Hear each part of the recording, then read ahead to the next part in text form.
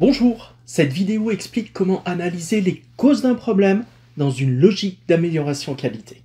Alors si vous voulez comprendre rapidement ce qu'est la méthode de résolution de problème, j'ai fait une vidéo globale qui présente la démarche en une dizaine de minutes. Et là donc je fais plusieurs vidéos qui reviennent plus en détail sur les différentes étapes du processus. Vous avez en description la liste de toutes mes vidéos et je la mets à jour au fur et à mesure. Donc abonnez-vous à ma chaîne, et puis si vous appréciez mon travail, partagez-le, faites-le savoir.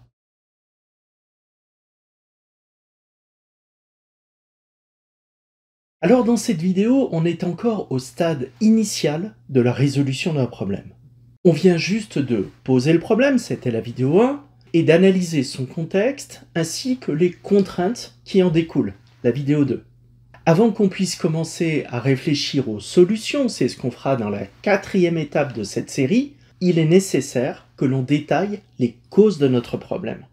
Alors quand vous êtes face à un problème simple, c'est facile, vous avez une cause bien identifiée sur laquelle vous allez pouvoir agir et à partir de laquelle formuler des solutions. Mais dans le cas d'un problème complexe, il va vous falloir une étude plus approfondie des causes. Déjà, on est régulièrement face à des causes multiples. Vous aurez plusieurs éléments qui vont se cumuler, se renforcer, et puis mis bout à bout, ils vont générer votre problème.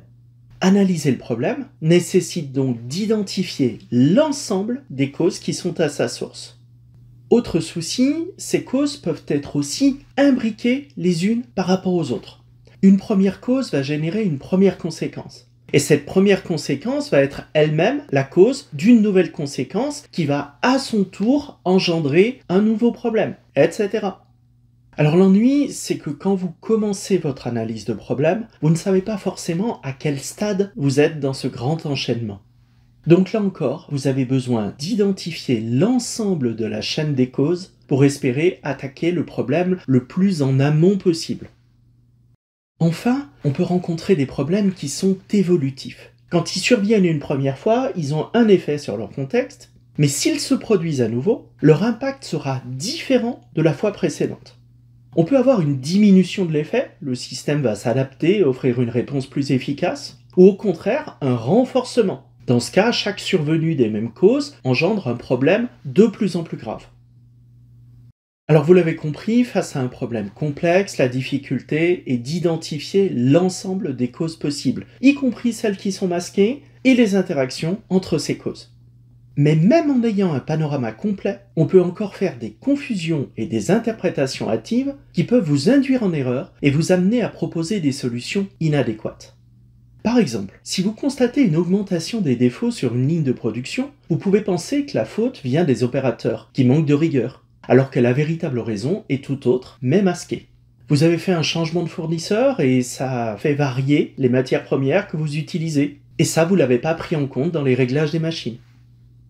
N'oubliez pas que vous pouvez aussi être induit en erreur par un biais de confirmation.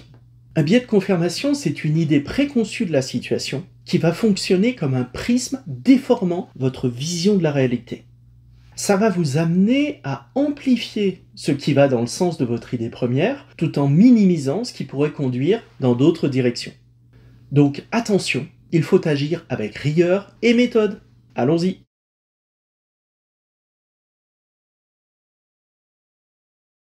Alors dans un premier temps, on va faire une liste des causes conduisant au problème.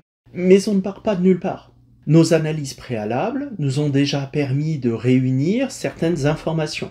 Tout d'abord, nous avons pu accéder à des indicateurs. Parmi les variables qui sont réunies dans un tableau de bord, certaines peuvent correspondre directement à des causes d'un dysfonctionnement. Par exemple, dans une voiture, si la jauge de carburant s'allume, ça vous donne une piste crédible pour expliquer l'arrêt du moteur. Alors normalement, suite à votre analyse préalable, vous avez également en votre possession une description des manifestations du problème, réponse à la question « Comment » d'un QCP, et puis la liste des acteurs touchés par le problème. Ça, c'est la question « Qui ». Vous avez probablement aussi une représentation des processus impliqués, ça ils ont été réunis à l'étape de l'analyse de l'existant. Tout ça, ça doit vous permettre de cerner à quelle phase se produit votre problème et auprès de qui vous pouvez en savoir plus. Je vous prends un exemple. Vous avez constaté des erreurs sur des devis à un moment précis de votre processus. entre l'échange entre les clients et les commerciaux sur le service à fournir et la réalisation du devis par le siège. Il y a donc visiblement un souci de communication entre les commerciaux et les gestionnaires qui traduisent le besoin initial en devis.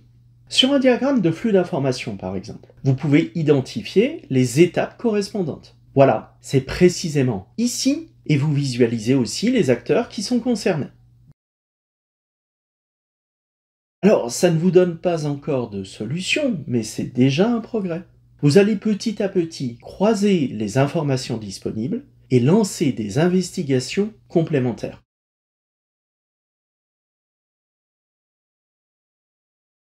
Si vous traitez un problème qui concerne quelque chose sur lequel vous n'intervenez pas de manière courante, ou si vous n'avez pas vraiment une idée précise des mécanismes qui sont en jeu, il vous manque sans doute des informations. Allons les chercher.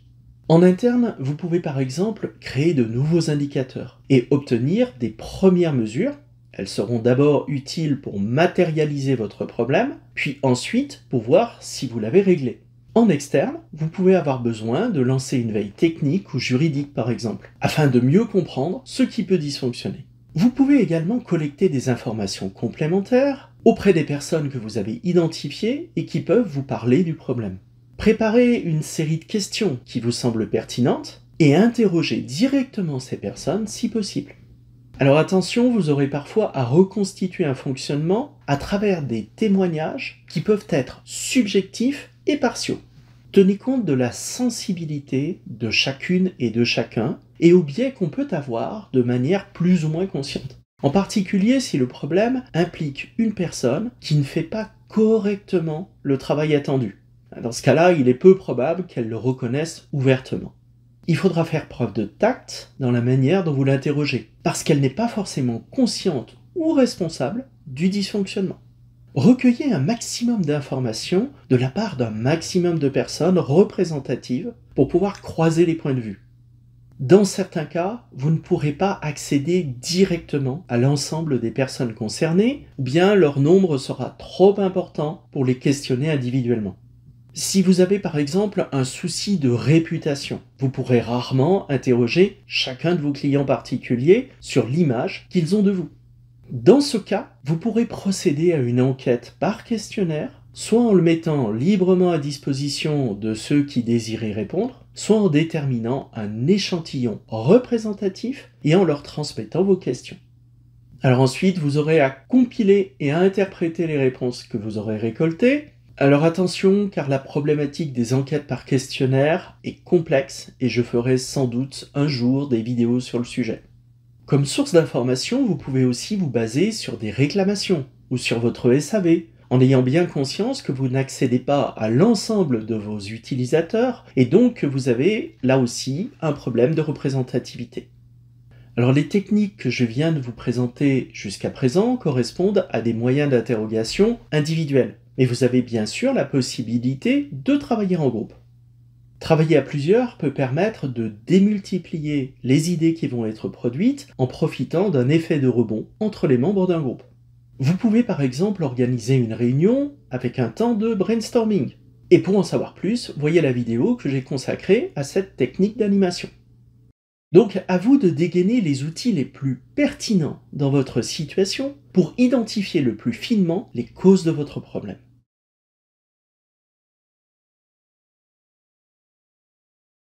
Quelles que soient les méthodes d'exploration que vous aurez mises en œuvre jusqu'à présent, vous devez avoir réuni un certain nombre de causes possibles. Et on ne va pas s'arrêter là, parce que si vous laissez tout en vrac, on ne va pas savoir quoi en faire. Imaginez un peu, si vous allez dans un commerce et que tous les articles sont accessibles en vrac et sans ordre, vous aurez du mal à vous y retrouver.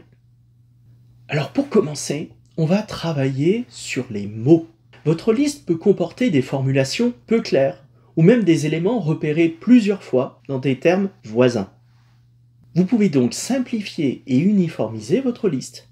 À chaque fois, on va se demander si une cause identifiée n'est pas déjà présente et utiliser les mêmes mots et les mêmes expressions quand on parle des mêmes choses. Ensuite, on va organiser notre liste. L'idée est de répartir nos causes en plusieurs petits groupes selon leur nature ou leur importance. La classification la plus courante sera de faire des catégories thématiques, mais vous pourriez aussi penser à un classement chronologique par exemple. Pour faciliter ce classement, on peut organiser nos causes dans différentes colonnes d'un bon vieux tableau, avec une catégorie par colonne. Autre outil courant, nous pouvons employer un diagramme d'Ishikawa, aussi appelé diagramme cause-effet ou diagramme des 5 M. Il vous permet de répartir vos causes en 5 familles différentes qui commencent par la lettre M. Et comme on le voit, ce diagramme est très reconnaissable parce qu'il est figuré sous forme d'arête de poisson pointant sur un effet représenté à la tête du poisson. Alors je vous invite à regarder la vidéo détaillée que j'ai consacrée à cet outil. Je vous reparlerai d'Ishikawa quand on traitera des solutions, car on peut s'appuyer sur ce graphique pour argumenter des priorités de résolution. Toujours au niveau de l'organisation de vos causes, vous pouvez aussi adopter une classification hiérarchique. Vous positionnez au centre votre problème et vous identifiez les principales familles dans lesquelles vous pouvez commencer par classer vos causes. Alors bien entendu, vous allez les relier au problème en dessinant les bases d'une carte mentale. Les cartes mentales fonctionnent sur un principe hiérarchique. Chaque élément principal peut être à son tour divisé en familles secondaires qui sont plus précises mais dépendent de la première, et ainsi de suite. Attention toutefois aux limites des cartes mentales, je ferai prochainement une vidéo qui leur sera consacrée.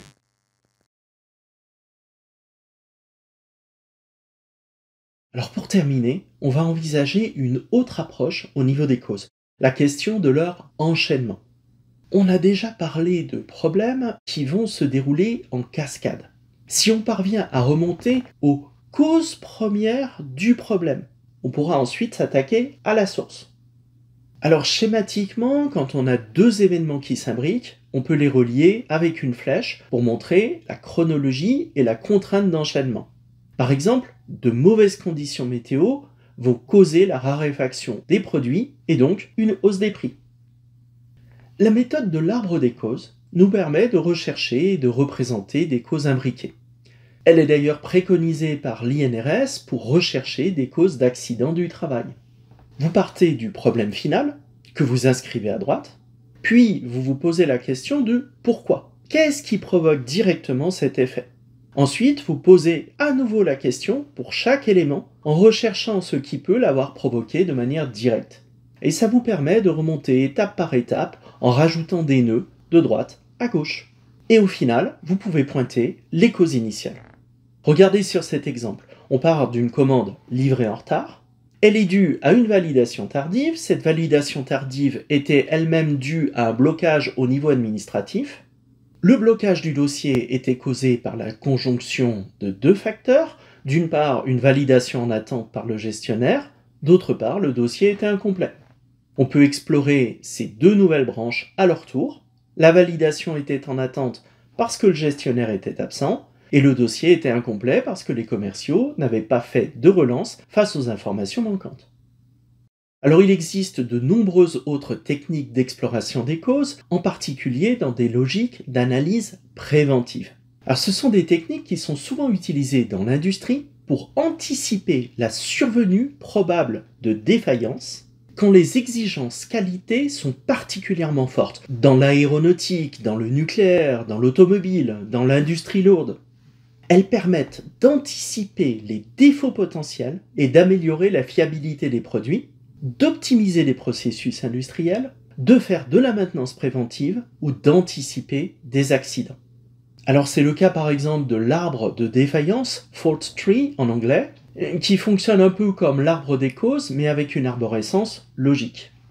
On peut lui rajouter des probabilités d'occurrence, ce qui permet de calculer des probabilités de l'événement final en fonction de la survenue des événements de base. Pour construire cet arbre de défaillance, on peut s'appuyer sur une analyse plus profonde des modes de défaillance, de leurs effets et de leur criticité. Et pour cela, vous avez la méthode AMDEC, et ça va vous permettre d'identifier les différents composants de votre système. Alors ce sont des méthodes avancées qui dépassent le cadre du référentiel d'un BTS généraliste comme gestion de la PME, mais si vous travaillez un jour dans le domaine des risques, vous en entendrez probablement parler.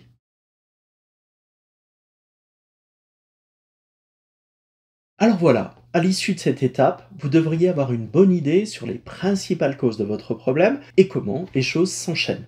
Donc vous allez pouvoir enclencher la phase suivante, la recherche des solutions. Je vous donne donc rendez-vous dans la prochaine vidéo de cette série. À tout de suite!